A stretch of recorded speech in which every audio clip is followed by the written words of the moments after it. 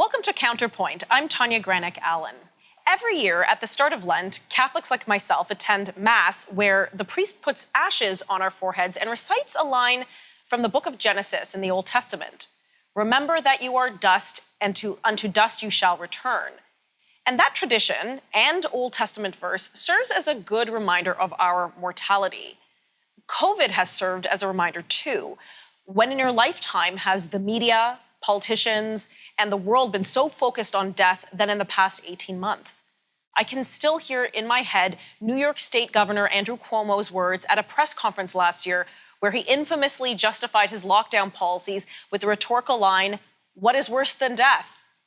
And now, as many parts of Canada slowly lift out of lockdown and secondary pandemics like the ballooning mental health crisis emerge, the question, what is worse than death, remains. So are there things worse than death? And who gets to make that decision for you? Who gets to decide? Who does the thinking for you? The government, the scientists, yourself, a combination? And with COVID, who should make healthcare choices for you and your family? Who is best positioned? Who really has your best interests or your health interests at heart? When children who have nearly zero risk of death of COVID are being asked to get vaccinated at the risk of side effects, including myocarditis, who has their best interests? When we hear rhetoric that we have a pandemic of the unvaccinated, is that really helping, or is that just causing division? Are we still all in this together? And how can we reframe our thinking in light of mortality, in balancing personal freedom? How can we approach the ethics of COVID from a compassionate standpoint that doesn't ignore the issue, but also doesn't compromise our constitutional freedoms founded on age-old principles?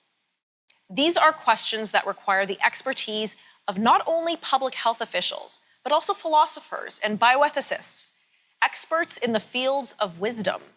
So I'm excited to be joined today by Dr. Julie Ponesse, professor of philosophy with a specialization in ethics at Huron College at Western University, to discuss some of the ethical issues. She also has a background in bioethics, which I think will particularly come in handy for this conversation.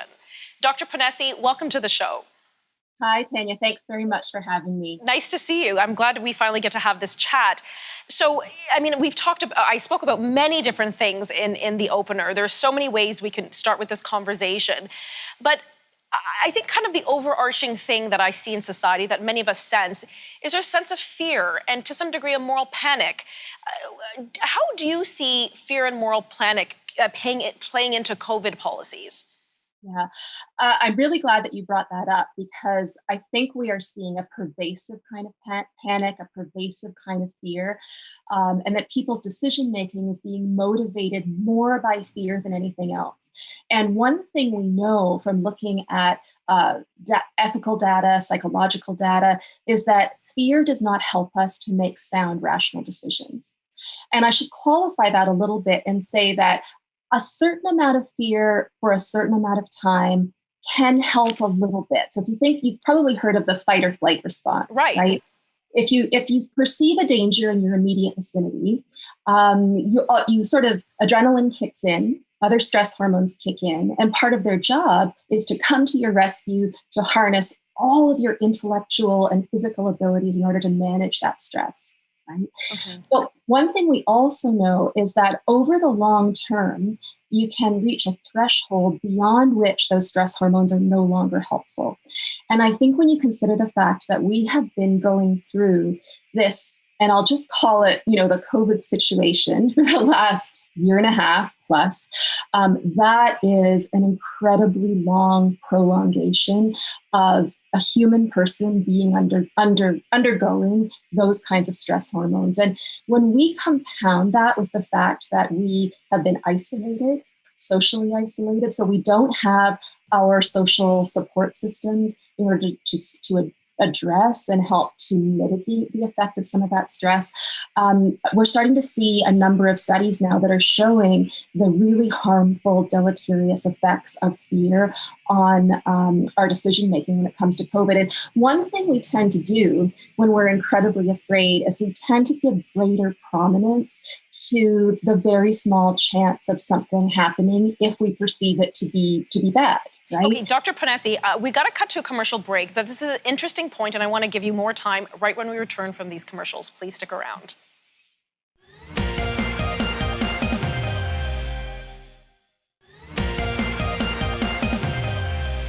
Welcome back. We're discussing COVID, the ethics of COVID, fear, and how that factors into our decision-making. And joining me is Dr. Julie Ponesse, professor of philosophy with a specialization in ethics and a background in bioethics from the University of Western Ontario. Dr. Ponesse, again, thank you so much for having this discussion. Before we broke for commercial, you were about to launch into an explanation as to how fear can inhibit or impact our decision-making. Please go ahead. I think one thing we're seeing is parents want to do the right thing, people want to do the right thing, and the increased pressure to vaccinate children seems to, the more I speak to people, come from the fact that they're really worried about their children's health and safety. Of course. You mentioned at the very beginning at your intro that children are at a statistically very insignificant chance of suffering severe illness or death from COVID. And they actually have a 99.997% chance of surviving this illness, right? So when you hear a statistic like that, you think, that doesn't translate into the extensive vaccination mandates that we're seeing across universities and probably also elementary and high schools as well. So you wonder, well, why is that, right? And I think one thing we can learn from these studies of the effects of fear on decision-making is that when we're really afraid, we tend to overinflate the harm that can come from a possible event, even if the chances of that happening are very, very small. So when I say that statistic, 99.997% survival rate. And that's for children or for adults? That's for children. So interestingly, children have a much better chance of managing COVID as a virus. Right? Okay, but the flip side of that, some would say, well, we know children can be asymptomatic carriers. So if we have children who may have this virus, they are going to be then putting other persons, maybe their teacher or, grandparents or other vulnerable populations perhaps at risk. So people say, well, but then we need to do something about these children. How do you respond to that? Yeah, I agree with you that that's a part of the public narrative. But I think the evidence in the peer-reviewed evidence actually doesn't support the view that children are effective asymptomatic carriers. And if that's true, if we pay closer attention to that evidence, it undermines that argument that we need to vaccinate children for the sake of others.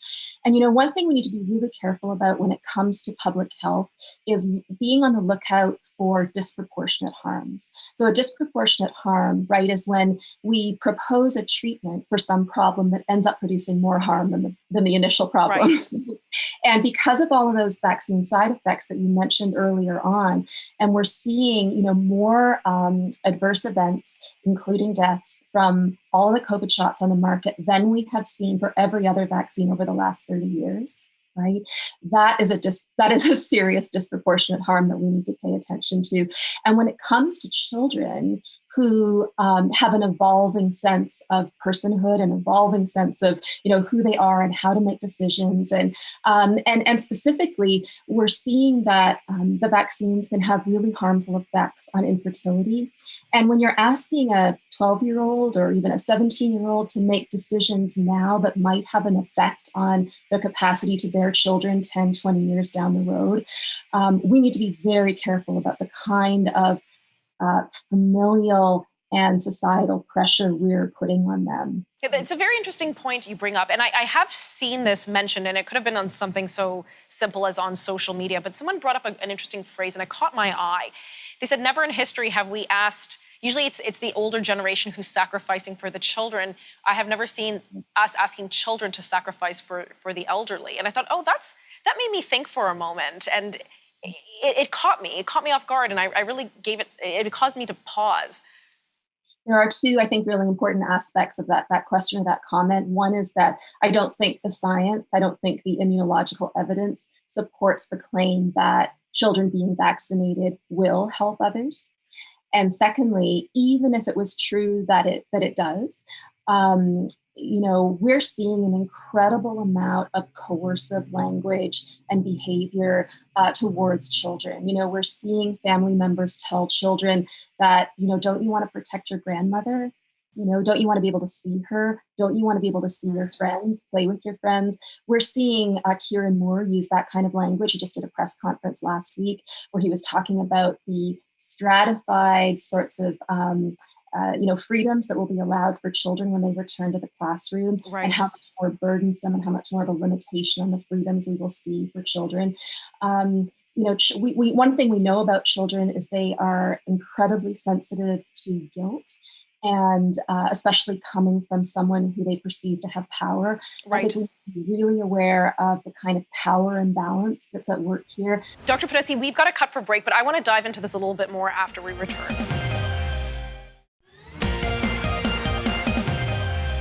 Welcome back. We're continuing our discussion on the ethics and the ethical issues surrounding COVID, how we address COVID, how we're treating COVID, how we approach the issue in general, whether we're parents, children, or government officials. Joining me is Dr. Julie Ponesse. Dr. Ponesse, thanks again. Before the commercial break, I was just engrossed with this conversation that we were having about, what are we asking of children in COVID? Is it fair to put that on them? And I think that's a very good point. You said who should make the decision? Should children be making, or should children really make the decision, or their parents or their teachers, that, if they don't get the vaccine, they're going to put someone in harm's way? But it boils down to actually even a more serious question, which is, can a child actually make that? Are they competent enough? Do they have the capacity to even make a decision to direct their healthcare, which in my opinion means then, will the parents really ultimately make those choices? Yeah. We, in Canada, competency for children is usually assessed on a case-by-case basis. And we don't have a sort of a strict age limit beyond which you're able to make decisions and below which we aren't. And I think that's quite true, because children are very different and they have different levels of maturity and a different sense of who they are. The one thing that is very clear across the board when it comes to making medical decisions is that all Canadians, whether we're talking about children or adults, have the right to accept or refuse medical treatment. And they have the right to make that decision in a fully informed, consensual way, in the absence of coercion and pressure. Right? Okay. So you mentioned fully and informed, and I think maybe this is where you were headed in a moment. So are Canadians giving informed consent to the vaccine? To be quite honest with you, I don't think that any Canadian who has received one of the COVID shots so far has been able to give fully informed consent. Okay, I suspect, and tell me if I'm wrong, it's because these mass clinics. You're not, and I do find it a little strange that I guess it was for efficacy, and you had to. There was a big push to vaccinate as many people as possible as soon as possible. But I know I have seen general practitioners say, well, why weren't we allowed to give that vaccine? We consult, we advise, we have that relationship with our patient. We know their healthcare situation. We want to put their mind at ease. And if we got to do that, then we'd have more, say, vaccine compliance, or we'd be able to answer those questions. You simply don't have that opportunity at a mass vaccine clinic. Yeah, let me qualify what I said there initially, and then I'll try to explain it a little bit more. So I think in some sense we have the facade or the appearance of informed consent. And I think most people that I have spoken to who have gotten one of the vaccines say, well, I went to the pharmacy, I was given a form, it said something about consent on it, I signed it, therefore I gave informed consent. Right? But consent in Canada is a very complex notion. It requires being fully informed. And one of the things that's important for us to be informed about, perhaps the most important thing, is all of the risks. The risks and benefits that come from vaccination, the risks and benefits that come from the illness that vaccination is supposed to address. Right? One thing that's important to keep in mind is that all of the COVID shots that are on the market in Canada currently are still in their trial phase. They're to be completed in 2023. That means they have not been fully approved. They have been brought to market under, and they're authorized under an interim order. Right. And there's a very good reason for that. And that's because the trials have only been going for a year or less now. Right. Most vaccines, when they're brought to, by the time they reach the market, have been through a trial process of about 5 to 10 years. Right. And I Yeah, think the thinking was that, well, we just don't have enough time. We need to rush this through as quickly as possible, yeah, for obviously, and to bring back your original word, because of fear that this virus yeah, is going to spread rampantly and kill many, many. yeah. And I think what I would say to that is that that's a reasonable concern. Fair enough. If people are really terrified that they're going to be vulnerable to COVID, but it should be up to the individual to make that choice, right? Correct. And in order for them to be able to consent fully, they need to have all the information. They need to know what the adverse event data is, right? And the other component to consent is that it has to be voluntary and free. And that means it has to be in the absence of coercion or duress or pressure of any kind. And there can't be deception involved in that in any way.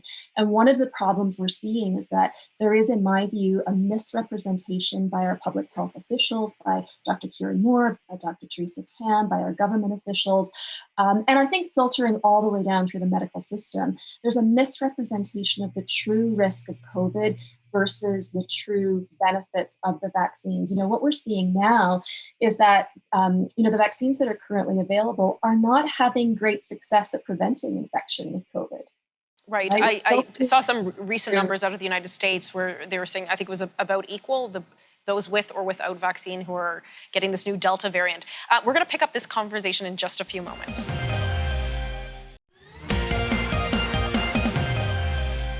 Welcome back. We're wrapping up our discussion on the ethics surrounding COVID and many of those sub-issues.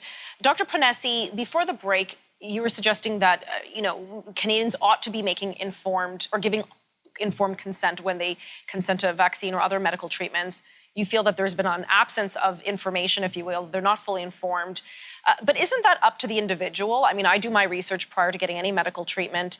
Is the onus not on me, like buyer beware? I appreciate that there has been allegations of coercion. We saw some vaccine clinics in Toronto offering free ice cream to minors who were to get the jab. That is abhorrent to me. And of course, in America, we heard many news stories coming out of incentives for free lunches and things like this, or free coffees and a free donut. But isn't it up to the individual? Like, if I'm saying that my healthcare decisions, I'm going to be in charge of them, then isn't it up to me then to gather that information and make that decision? I think you're right. I think, what you're touching on here, I would say, Tanya, is part of a much broader systemic problem that we're seeing in Canada, a much bigger political problem. And I think we have an incredibly heavy reliance on the information that we receive from the media. I was reading an article about the nudge unit that's part of the Privy Council and to address vaccine hesitancy. And we know that the federal government is tracking our behavior and our responses to government protocol and government mandates, and responding accordingly and designing, ads accordingly in order to. Sorry, how are they tracking our behavior? Yeah, so we know that they have a behavioral insights team and that they are sort of collecting our data in terms of our response to government initiatives.